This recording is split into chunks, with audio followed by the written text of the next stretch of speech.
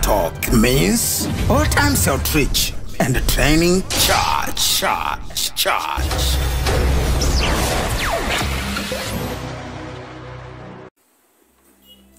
Kitabu cha Kutoka 32:1-14. Ili mstari wa kwanza hadi wa 14. Biblia inasema, hata watu walipoona ya kuwa Musa amekawia kushuka katika mlima, wakakusanyana wakamwendea Haruni wakamwambia, haya, katufanyizie miungu itakayokwenda mbele yetu, kwa maana Musa huyo aliyetutoa katika nchi ya Misri hatujui yaliyompata. Haruni akawaambia, zivunjeni pete za dhahabu zilizo katika masikio ya wake zenu na wana wenu na binti zenu, kanileteni. Watu wote wakazivunja pete za dhahabu zilizo katika masikio yao, wakamletea Haruni. Akaipokea mikononi mwao, akaitengeneza kwa patasi, akaifanya ile sanamu ya ndama kwa kuiyeyusha.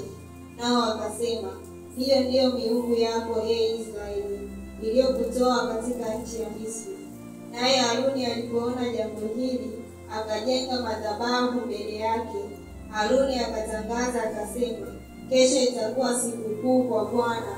Wakaondoka asubuhi na mapema, wakatoa dhabihu, wakaleta sadaka za amani. Watu wakaketi kula na kunywa, wakaondoka wacheze. Bwana akamwambia Musa, haya, shuka, kwa maana watu wako uliowatoa katika nchi ya Misri wamejiharibu nafsi zao. Wamepotoka upesi kuiacha ile njia niliyowaamuru. Wamejifanyizia ndama ya kuyeyusha, wakaiabudu na kuitolea dhabihu. Wakasema, hiyo ndiyo miungu yako, Israeli, iliyokutoa katika nchi ya Misri. Tena Bwana akamwambia Musa, mimi nimewaona watu hawa, na tazama, ni watu wenye shingo ngumu. Basi sasa niache, ili hasira zangu ziwake juu yao, niwaangamize, nami nitakufanya wewe uwe taifa kuu. Musa akamsihi sana Bwana Mungu wake na kusema, Bwana, kwa nini hasira zako kuwaka juu ya watu wako uliowaleta kutoka nchi ya Misri kwa uweza mkuu na kwa mkono wenye nguvu? Kwa nini Wamisri kunena wakisema,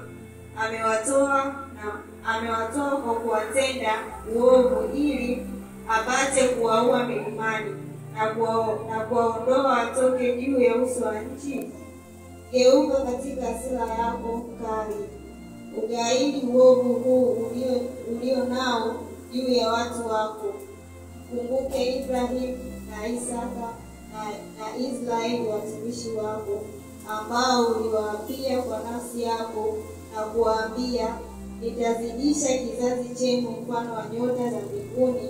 Tena nchi hii yote niliyoinena nitakipa kizazi chenu, nao watairithi milele. Na Bwana akaugairi uovu ule uovu aliosema ya kwamba atawatenda watu wake. Amen. Asante sana. Bwana Yesu asifiwe. Amen. Asome moja kwa haraka. Kutoka sura ya 20.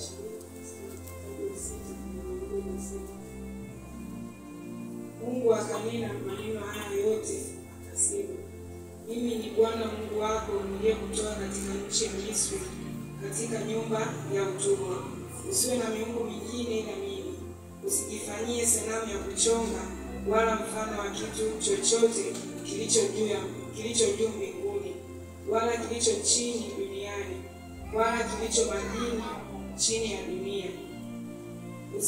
Usivisujudie wala kuvitumikia, kwa kuwa mimi Bwana Mungu wako ni Mungu mwenye wivu, na wapatiliza wana maovu ya baba zao hata kizazi cha 3 na cha 4, hata kizazi cha 3 na cha 4 cha wanichukiao.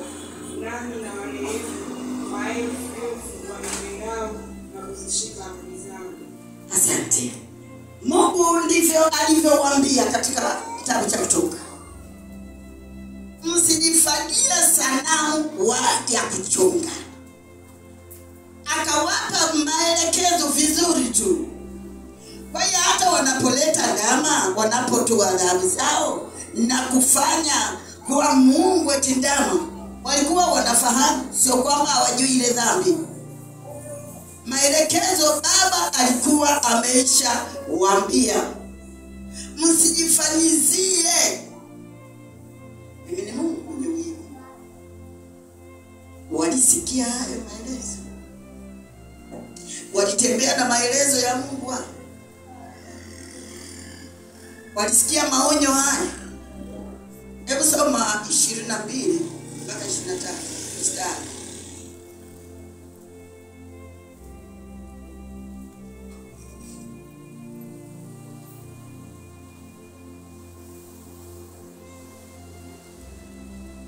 Kutoka sura 20 mstari 22-23. Bwana akamwambia Musa, "Waambie wana wa Israeli hivi, ninyi wenyewe mmeona ya kuwa nimenena nanyi kutoka mbinguni. Msifanye miungu mingine pamoja nami, miungu ya fedha wala miungu ya dhahabu msijifanyie."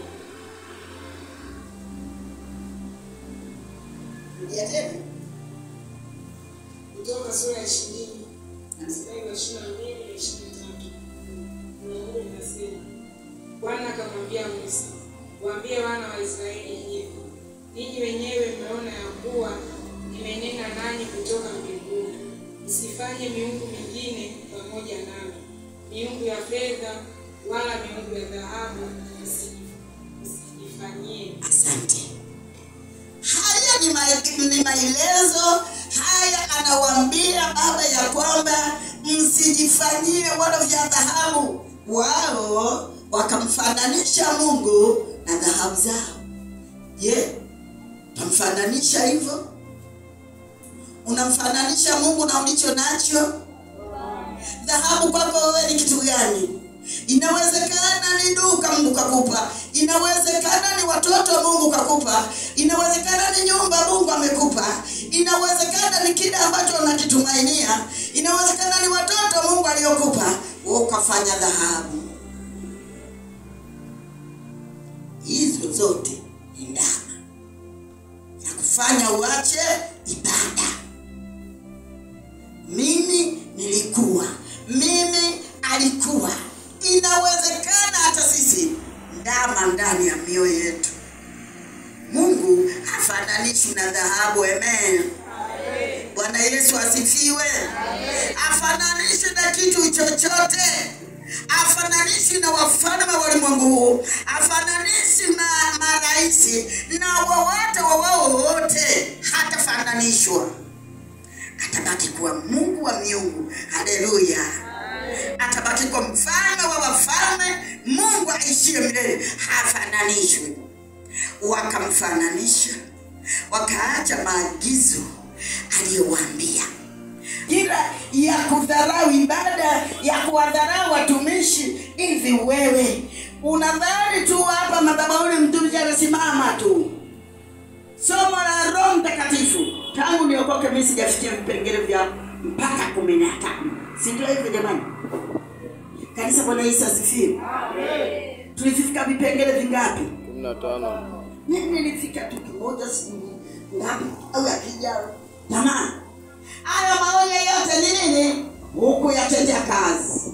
Lakini mwisho wa matangazo unasema jamani, sasa usifikiri shetani ukishatengeneza dawa ni lazima akutoe. Ni lazima kufanyeje? Akuoneshe kanisa lenye kizungu. Wangapi wanataka kanisa la kizungu? Sio kizungu kuzunguka, kizungu. Wangapi jamani? Hebu tunyoshe mkono. Jamani, hamtaki kanisa la kizungu. Sio kusema Kiingereza, kizungu inaenda na wakati. Ndio Maria, mimi.